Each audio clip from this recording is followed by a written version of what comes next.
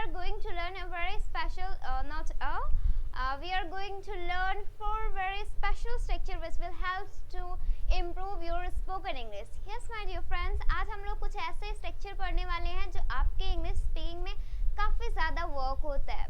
So at first I'm just telling you that what kinds of structure today we are going to learn. सबसे पहले मैं आप लोगों को बताने जा रही हूँ कि आज हम लोग किस तरह के स्ट्रक्चर पढ़ने वाले हैं जो कि हमारे स्पोकन इंग्लिश में काफ़ी ज़्यादा काम आते हैं. पहला हमारा स्ट्रक्चर है want to का. ओके, want आप लोग बहुत बार ऐसा यूज़ करते हैं want to का, फिर should का यूज़ करते हैं and after that must and the next is ought to. तो ये सारे ये 4 स्ट्रक्चर हैं जो आज हम लोग पढ़ने वाले हैं, जो आज हम लोग कवर करने वाले हैं, जो कि बहुत ही ज़्यादा इम्पॉर्टेंट है स्पोकन इंग्लिश के लिए. अगर आप स्टार्टिंग कर रहे हैं इंग्लिश स्पीकिंग के लिए और सीखना चाहते हैं तो ये ऐसे स्ट्रक्चर हैं जो हेल्प करेंगे आपके इंग्लिश स्पीकिंग को इम्प्रूव करने में and it will also improve that how you have to start speaking English. It will also helps to you. Okay, so without wasting a single moments, let's move towards the class. बिना time को waste किए हुए चलिए class की ओर बढ़ते हैं और start करते हैं आज के video. As you know very well that today is day 4 as day 5 आज day 5 है और day 5 की क्लास में आज हम लोग बहुत ही स्पेशल से स्ट्रक्चर सीखने वाले हैं. स्ट्रक्चर मैंने आपको बता ही दिया है कि स्ट्रक्चर आज हम लोग कौन सा सीखने वाले हैं. Okay, so now before without waste any single moments let's come to the main points and let's start this class and let's see the structure, the first structure which we are going to learn today. Okay, which you are going to learn today. So the first structure is that which I am going to tell you. जो पहला structure है जो मैं आप लोगों को बताने जा रही हूँ, the structure is the use of want to. Okay, use of want to. want to का बहुत ही ज़्यादा यूज़ है. जैसे आप want to को नाउन के भी साथ यूज़ कर सकते हैं एंड एज वेल आप वर्ब के भी साथ यूज़ कर सकते हैं. ठीक है, तो सबसे पहले आपको करना क्या है मैं आपको बता देती हूँ. स्ट्रक्चर सबसे पहले समझा देती हूँ. स्ट्रक्चर है आज का, पहले आपको यूज़ करना है सब्जेक्ट, उसके बाद आपको यहाँ पे यूज़ करना है want to का and after that you have to use here the first form of verb and after that you have to use here object.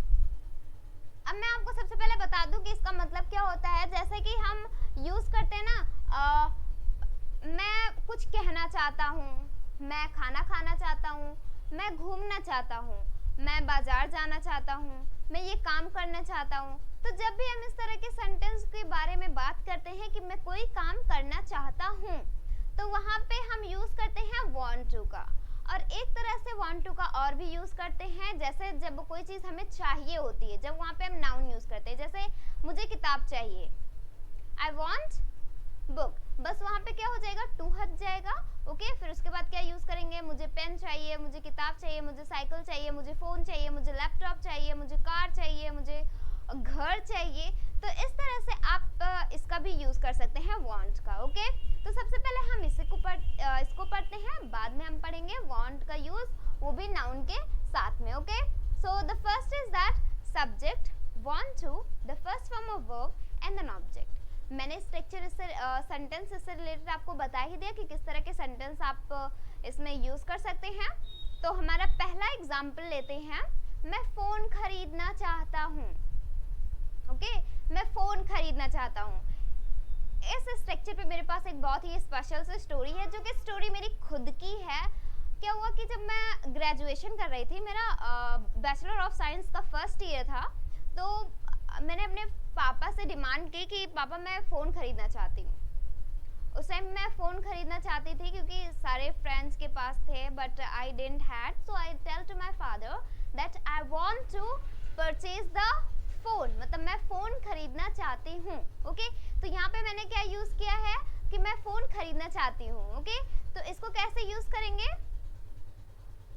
I want to purchase the phone, I want to purchase the phone. Okay, and then my father replied me, you are not able to use phone, that's why I cannot allow to purchase the phone to you. Okay, मेरे father ने कहा कि अभी आप able नहीं हैं phone चलाने के लिए, इस वजह से उन्होंने मुझे खरीद के नहीं दिया. ओके, तो यहाँ पे आप इस तरह से इसको यूज़ कर सकते हैं. मतलब मैं फ़ोन खरीदना चाहता हूँ, I want to purchase the phone. Okay, अगला हमारा एग्जाम्पल है मैं स्कूल जाना चाहता हूँ, मैं स्कूल जाना चाहता हूँ, मैं स्कूल जाना चाहती हूँ। ओके, तो इसको कैसे यूज करेंगे? इसको आप सिंपली यूज कर सकते हैं। पहले हम लगाएंगे मैं, हमारा सब्जेक्ट है कौन स्कूल जाना चाहता है, मैं स्कूल जाना चाहता हूँ। तो मैं की इंग्लिश क्या होती है? आई होती है। फिर उसके बाद क्या यूज करेंगे? want to का यूज करेंगे। अब काम क्या हो रहा है, वर्ब क्या हो रहा है, एक्शन क्या है हमारे यहाँ पे? एक्शन है जाना, मतलब जाने की इंग्लिश होती है गो, और ऑब्जेक्ट क्या है, कहाँ जा रहे हैं हम? स्कूल जा रहे हैं। तो क्या हो जाएगा? I want to go to school, मतलब मैं स्कूल जाना चाहता हूँ, मैं स्कूल जाना चाहता हूँ। I want to go to school. Okay, तो इस तरह से आप इसको यूज कर सकते हैं बहुत ही सिंपली। ओके, सो आगे बढ़ते हैं और देखते हैं कुछ और एग्जाम्पल जिसकी मदद से आप उसे इंग्लिश में अपने इंक्लूड कर सकें और अच्छे से आप समझ जाएं। Okay, for knowing well let's take some more examples. तो नेक्स्ट एग्जाम्पल है मैं उससे बात करना चाहता हूँ। ओके, क्या है? मैं उससे बात करना चाहता हूँ। तो कैसे इंग्लिश में इसको बोलेंगे? मैं उससे बात करना चाहता हूँ। I want to talk to him, I want to talk to him. आप यहाँ पे ऐसे भी यूज कर सकते हैं, I want to talk to her, I want to talk to her, और I want to talk to him. मैं उससे बात करना चाहता हूँ। Okay, got it? I hope you are all getting it. चलिए आगे बढ़ते हैं, देखते हैं हमारा अगला एग्जाम्पल। मैं वहाँ जाना चाहती हूँ। ओके, अब जैसे कोई ऐसा प्लेस हो गया, okay, and you want to go there, so आप इसको कैसे यूज करेंगे कि जैसे अगर आपको कहीं पे जाना हुआ, आपका फेवरेट प्लेस हुआ and you have to go there, so how will you speak here? I want to go there, I want to go there, मैं वहाँ जाना चाहती हूँ। ओके, या फिर मैं वहाँ जाना चाहता हूँ। जैसे आपको कोई फेवरेट प्लेस है, ओके, आपने अपने पेरेंट्स से कहा कि जैसे मैं आगरा जाना चाहती हूँ, ओके, या फिर मैं शिमला जाना चाहती हूँ। तो कैसे बोलेंगे इसको? I want to go Agra, I want to go Allahabad, I want to go Kedarnath, I want to go Shimla. तो यहाँ पे इस तरह से आप इसको यूज कर सकते हैं। ओके, बाय द वे मैंने वहाँ की इंग्लिश लिखी है, तो वहाँ it means that there. Okay, I want to go there. Okay, so I hope you got it. The next example is that मैं अंग्रेजी बोलना चाहता हूँ। For this story I am just telling to you कि आप इसको use कैसे कर सकते हैं। जैसे आप कहीं पे काम कर रहे हो, ओके, एंड वहाँ के सारे स्टाफ जो है वो इंग्लिश में बात करते हो, या फिर आप ऐसा कॉमन ले लें कि आपको अंग्रेजी बोलना बहुत अच्छा लगता है। ठीक है, जब भी आप किसी को इंग्लिश बोलते देखते हैं तो क्या मन में क्या होता है कि काश मैं भी अंग्रेजी बोलूं। ठीक है, तो आपने कहा मैं अंग्रेजी बोलना चाहता हूँ। ओके, मैं भी अंग्रेजी बोलना चाहता हूँ आपकी तरह, मैं अंग्रेजी बोलना चाहता हूँ आपकी तरह। तो कैसे इंग्लिश में बोलेंगे इसको? जैसे आपने किसी से कहा आप बहुत अच्छी इंग्लिश बोलते हैं, मैं अंग्रेजी बोलना चाहता हूँ आपकी तरह, तो कैसे इसको बोलेंगे? I want to speak English as like you, I want to speak English as like you, मतलब मैं अंग्रेजी बोलना चाहता हूँ आपकी तरह। I want to speak English as like you, मतलब मैं आपकी तरह इंग्लिश बोलना चाहता हूँ। ओके, तो इस तरह से आप ढेर सारे सेंटेंस को क्रिएट कर सकते हैं वांट टू से रिलेटेड, एंड अपने इंग्लिश स्पीकिंग में यूज करके अपनी इंग्लिश को बेटर कर सकते हैं, क्योंकि बहुत ही कमाल का स्ट्रक्चर है। मैक्सिमम हम जितने भी अपनी डेली लाइफ में यूज करते हैं बहुत ही ज़्यादा यूज करते हैं। मैं ये करना चाहती हूँ, जैसे मैं IAS ऑफिसर बनना चाहता हूँ, तो कैसे बोलेंगे? I want to be an IAS officer. तो हुआ ना कि मतलब हम क्या करते हैं अपनी डेली लाइफ में इस तरह के सेंटेंस को यूज करते हैं। Okay, so you have to use it. Okay, अगला हमारा एग्जाम्पल है मैं कुछ कहना चाहता हूँ, मैं कुछ कहना चाहता हूँ। जैसे अगर कहीं पे जैसे दो ग्रुप्स हैं, ओके, बातचीत कर रहे हैं किसी चीज़ के बारे में, ओके, किसी डेवलप के बारे में, तो आपने कहा कि मैं कुछ कहना चाहता हूँ, मैं भी इसके बारे में कुछ कहना चाहता हूँ। तो कैसे इंग्लिश में बोलेंगे इसको? मैं कुछ कहना चाहता हूँ, I want to say something, I want to say something, मैं कुछ कहना चाहता हूँ।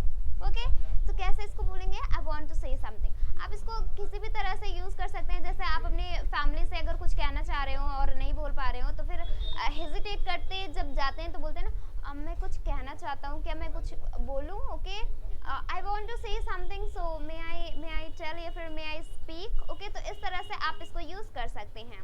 Hope you got it. The next is अगले स्ट्रक्चर की ओर बढ़ते हैं और देखते हैं आज का हमारा अगला स्ट्रक्चर जो आज हम लोग पढ़ने वाले हैं। अगला हमारा स्ट्रक्चर है सब्जेक्ट शुड प्लस वर्ब की first form and after that you have to use here object.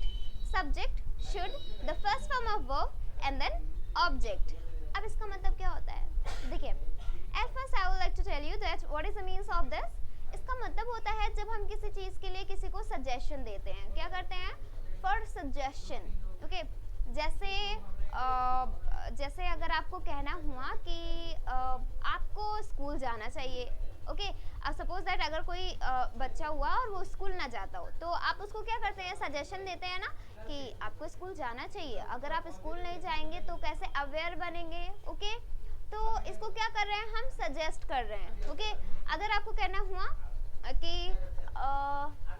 आपको अंग्रेजी बोलना चाहिए तो कैसे, मतलब किसी को हम सजेस्ट कर रहे हो कि सारे लोग इंग्लिश बोलते हैं तो आपको भी इंग्लिश बोलना चाहिए। कैसे बोलेंगे, शुड का यूज करेंगे, इज इट। तो यहाँ पे सबसे पहले आपको यूज करना है सब्जेक्ट शुड का यूज करना है, वर्ब की फर्स्ट फॉर्म का यूज करना है, उसके बाद यहाँ पे आपको यूज करना है ऑब्जेक्ट का, ठीक है। अब इसका मतलब होता है आपको अंग्रेजी बोलना चाहिए। जैसे कि मैंने आप लोगों को एग्जांपल के थ्रू समझा ही दिया कि किस तरह के सेंटेंस इसमें बोले जाते हैं, चाहिए वाले सेंटेंस बोले जाते हैं, ठीक है। मतलब for the suggestion that when we suggest someone else then we can use this, okay. चलिए पहला हमारा एग्जांपल है आपको अंग्रेजी बोलना चाहिए। कैसे इसको इंग्लिश में बोलेंगे, you should speak English, you should speak English. अब देखिए हम आपको समझा देते हैं, सब्जेक्ट इसमें क्या है, आपको, ओके, बात किसके बारे में हो रही है, किसको अंग्रेजी बोलना चाहिए, आपको बोलना चाहिए।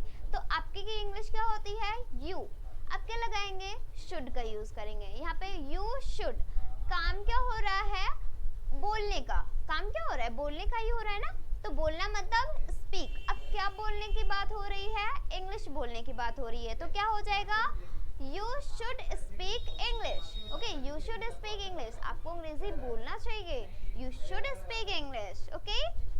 अगला हमारा एग्जाम्पल है आपको स्कूल जाना चाहिए, व्हाट, आपको स्कूल जाना चाहिए। कैसे इसको इंग्लिश में बोलेंगे, you should go to school, you should go to school, okay. So like this you can use here a lot of sentences for your daily use and you can as well you can improve your spoken English skills, okay. So for knowing well, let's take some more examples related to this structure and I hope you are all getting it and I hope you got it. Still if you have any types of confusion, so drop the comment in my comments box. I'll tell you that whatever the confusion if you had, okay.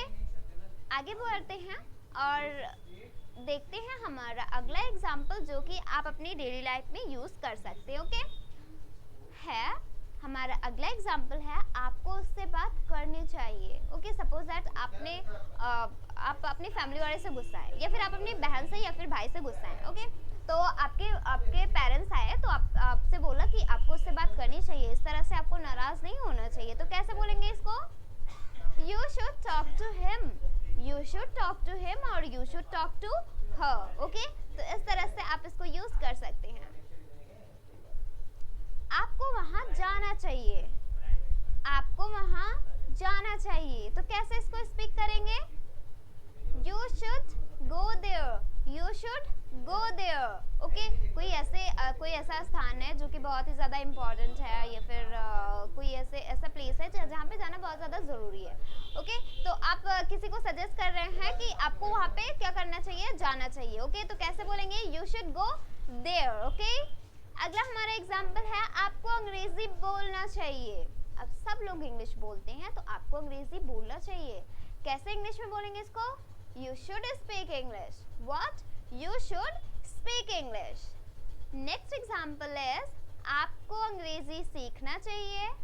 कैसे बोलेंगे इसको, you should learn English, you should speak English, you should learn English, okay. तो इस तरह से आप should का use करके ढेर सारे सेंटेंस को क्रिएट कर सकते हैं और अपनी डेली लाइफ में यूज़ करके अपने इंग्लिश को बेटर कर सकते हैं। So I hope you got it.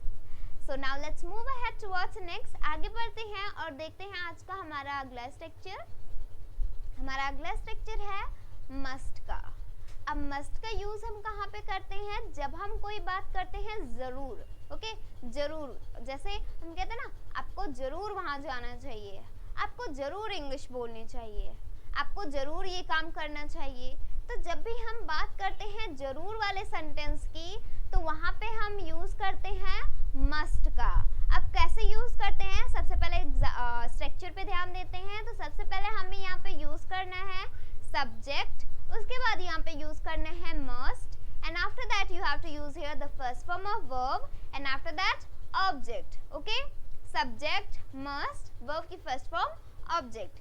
अब इसका मतलब होता है कोई काम जरूर करना चाहिए, जैसे फॉर द एग्जाम्पल आपको पढ़ाई जरूर करना चाहिए, ओके आपको पढ़ाई जरूर करना चाहिए। तो कैसे इंग्लिश में बोलेंगे इसको,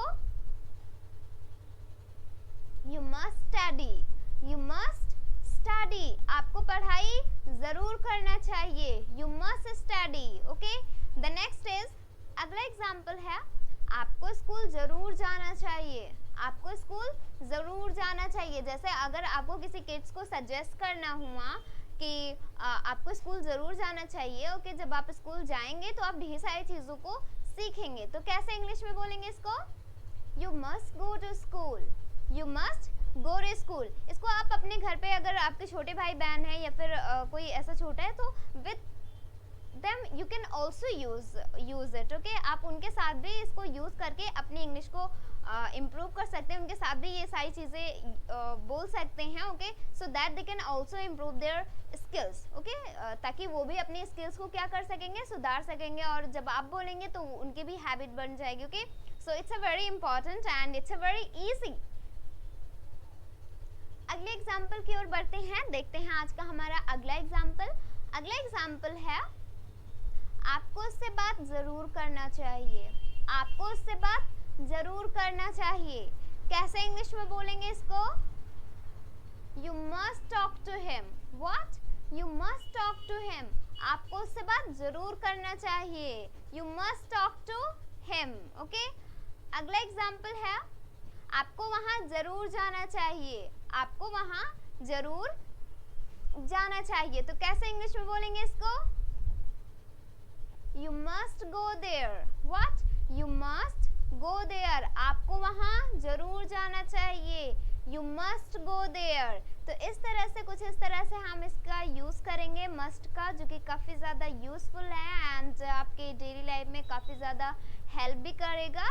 and I hope you got it. So now the next is, आगे बढ़ते हैं अगले एग्जाम्पल की ओर। एंड अगला एग्जाम्पल है आपको अंग्रेजी ज़रूर बोलना चाहिए, ओके आपके ऑफिस में सारे लोग इंग्लिश बोलते हैं, तो आपको अंग्रेजी ज़रूर बोलना चाहिए। कैसे इंग्लिश में बोलते हैं, कैसे इंग्लिश में बोलेंगे इसको, you must speak English, you must speak English, आपको अंग्रेजी ज़रूर बोलना चाहिए, you must speak English, okay. तो इस तरह से आप इसको यूज़ कर सकते हैं, कुछ इस तरह से, okay. Hope you are got it. So now let's move ahead towards next. आगे बढ़ते हैं हमारे अगले स्ट्रक्चर की ओर एंड देखते हैं आज का हमारा अगला स्ट्रक्चर जो आज हम लोग पढ़ने वाले हैं। And the next structure is use of ought to, use of ought to। अब ought to का मतलब क्या होता है, at first I will tell you that what is the use of ought to। ought to जो होता है वो हमारा फॉर्मल ड्यूटीज के लिए होता है, मतलब नैतिक कर्तव्य के लिए होता है, ओके। ought to का हम सभी जगहों पे ought to का यूज़ नहीं कर सकते, जैसे कि you ought to go to school, okay तो मतलब हम क्या कर रहे हैं, एक तरह से हम सजेस्ट कर रहे हैं तो वहाँ पे should का यूज़ कर देंगे, या फिर अगर ज़रूर करना चाहिए तो वहाँ पे हम must का यूज़ कर देंगे। बट ought to का यूज़ हम करते हैं मॉरल ड्यूटीज़ के लिए, मतलब नैतिक कर्तव्य के लिए। Nothing you have to do, जैसे आपने बाकी स्ट्रक्चर को यूज़ किया है ऐसे आपको इसको भी यूज़ करना है। सब्जेक्ट यूज़ करना है, ought to का यूज़ करना है, वर्ब की फर्स्ट फॉर्म का यूज़ करना है, एंड आफ्टर दैट ऑब्जेक्ट का यूज़ करना है, ठीक है। अब देखिए सब्जेक्ट आपका जो भी होगा, ओके फिर उसके बाद ought to, फिर वर्ब की फर्स्ट फॉर्म जो भी आपकी एक्शन होगी, जो भी आपका क्रिया होगा, फिर उसके बाद आपको ऑब्जेक्ट यूज़ कर देना है। अब इसका मतलब होता है कोई काम, जैसे हमें नियम का पालन करना चाहिए, हमें अपने बड़ों की इज्जत करनी चाहिए, हमें अपने देश की रक्षा करनी चाहिए, ओके हमें अपने आसपास स्वच्छता रखनी चाहिए। तो ये सब क्या आ गए, नैतिक कर्तव्य हैं। ओके, मतलब कि ये नैतिक कर्तव्य है, तो नैतिक कर्तव्य के लिए हम ought to का यूज करते हैं। जैसे हमें नियम का पालन करना चाहिए। अब जैसे कोई भी नियम है, कोई भी रूल है, इम्प्लीमेंट हुआ, तो उसको क्या करना चाहिए, हमें फॉलो करना चाहिए, उसको पालन करना चाहिए। क्या किस में आता है, ये हमारी मॉरल ड्यूटीज में आता है, मतलब नैतिक कर्तव्य में आता है। ठीक है, अब यहाँ पे जैसे फॉर द एग्जाम्पल हमें नियम का पालन करना चाहिए। We ought to follow the rule, we ought to follow the rule, मतलब हमें नियम का पालन करना चाहिए। We ought to follow the rule। Okay, अब आपने बहुत बारी ऐसे भी देखा होगा, जब रेड लाइट होती है तो वहाँ पे भी यूज ये किया जाता है, कृपया नियमों का पालन करें। ओके, तो नियमों का पालन करें, वो हमारी मॉरल ड्यूटीज हैं, तो यहाँ पे मॉरल ड्यूटीज के लिए ought to का यूज किया जाता है। ठीक है, अगला हमारा है, हमें बड़ों का कहना मानना चाहिए। ये भी हमारी मॉरल ड्यूटीज है। जैसे अगर हमें किसी को कहना हुआ, जैसे कोई भी हुआ, तो कहते हैं ना कि हमें अपने बड़ों का कहना मानना चाहिए। ओके, कैसे यूज करेंगे, we ought to obey our elders, we ought to obey our elders, हमें अपने बड़ों का कहना मानना चाहिए। we ought to obey our elders। Okay, तो इस तरह से आप इसको यूज कर सकते हैं। आगे बढ़ते हैं अगले एग्जाम्पल की ओर। At first I just want to ask to you, अगर आप लोग समझ गए हैं so that's very fantastic things, and अगर फिर भी नहीं समझे सो कमेंट ज़रूर करिएगा। एंड बहुत ही कमाल का यूज़ है, आप इसको मॉरल ड्यूटीज़ के लिए यूज़ कर सकते हैं। एंड आई होप कि इतना टफ नहीं है, एंड आई होप कि आप लोग समझ गए होंगे। तो आगे चलते हैं और बढ़ते हैं अगले एग्जाम्पल की ओर। जैसे हमें हेलमेट पहनना चाहिए, ये भी क्या है, एक मॉरल ड्यूटी है। ओके, हमें हेलमेट क्या करना चाहिए, हमें हेलमेट पहनना चाहिए। कैसे यूज़ करेंगे, we ought to wear the helmet, we ought to wear the helmet, हमें हेलमेट पहनना चाहिए। The next example is that हमें अपने देश की सेवा करनी चाहिए, हमें अपने देश की सेवा करनी चाहिए। कैसे इसको बोलेंगे, चाहे आप ऐसा भी बोल सकते हैं, हमें अपने देश की रक्षा करनी चाहिए। ओके, तो कैसे यूज करेंगे, we ought to serve our country, we ought to serve our country। Okay, मतलब हमें अपने देश की सेवा करनी चाहिए। Okay, we ought to verb क्या हो रहा है, सर्व करना मतलब सेवा, अब किसकी, अपने देश की, मतलब our country। ओके, इस तरह से आप इसको यूज कर सकते हैं। अगला हमारा एग्जाम्पल है, हमें कानून के नियमों का पालन करना चाहिए, हमें कानून के नियमों का पालन करना चाहिए, मतलब जो रूल्स हैं वो इम्प्लीमेंट हो तो हमें क्या करना चाहिए, उसको फॉलो करना चाहिए। ओके, कैसे यूज करेंगे इसको, we ought to follow the rule of law, we ought to follow the rule of law, law मतलब होता है कानून। ओके, तो इस तरह से आप इसको यूज कर सकते हैं। आई होप यू गॉट इट। तो ये रहा आज के हमारे कुछ ऐसे स्ट्रक्चर जो कि आप अपने इंग्लिश स्पीकिंग के लिए यूज़ कर सकते हैं, एंड अपनी इंग्लिश को बेटर कर सकते हैं। इससे रिलेटेड आप बहुत सारे सेंटेंस को बना सकते हैं और अपने इंग्लिश में इसको यूज़ करके अपनी इंग्लिश को बेटर कर सकते हैं। सो आज के लिए बस इतना ही, हम मिलते हैं हमारी अगली वीडियो में। तब तक के लिए you must practice about all the structure, जो भी मैंने आप लोगों को प्रोवाइड किया है उन सारे स्ट्रक्चर पे आप लोग प्रैक्टिस करिए and try to speak in English. So thank you so much everyone for watching this video. हम मिलते हैं हमारी अगली क्लास में। Till then take care, have a nice day and have a best time. Till then bye bye.